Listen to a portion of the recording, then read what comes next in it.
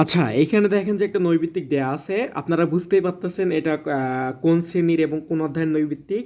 এটা হচ্ছে HSC আইসিটির number system অধ্যায়ের একটা নৈর্ব্যক্তিক। সো এইখানে দেখেন যে একটা গেট দেয়া আছে এবং বলছে নিচের কোন সমীকরণটি সঠিক, তার মানে এক্স এর মান কোনটা, রাইট? তাহলে এটা আছে ঢাকা বোর্ড 2020 সালে। সো আমি আশা করব যে আজকের প্রবলেমটা সলভ করার পর এই টাইপের যে ম্যাথগুলো আছে এগুলা নিয়ে আপনাদের আর কোনো ঝামেলা পোহাইতে হবে না, ওকে?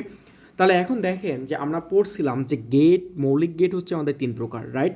একটা হচ্ছে কি আমাদের, একটা ছিল আমাদের অ্যান্ড, এ এন ডি, আর একটা ছিল আমাদের কি অর, আর একটা কি ছিল আমাদের নট গেট, ওকে?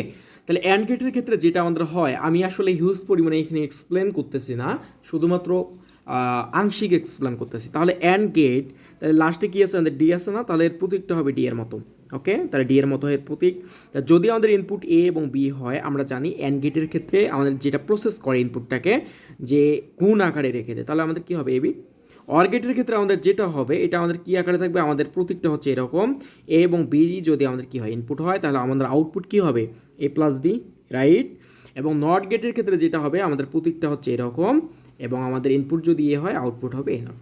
তাহলে এখন দেখেন যে আমাদের যেটা করতে হবে এইখানে, যে এইখানে কি আছে আমাদের এ আছে, সো এটা কোন গেট আমাদের নট গেট, ওকে?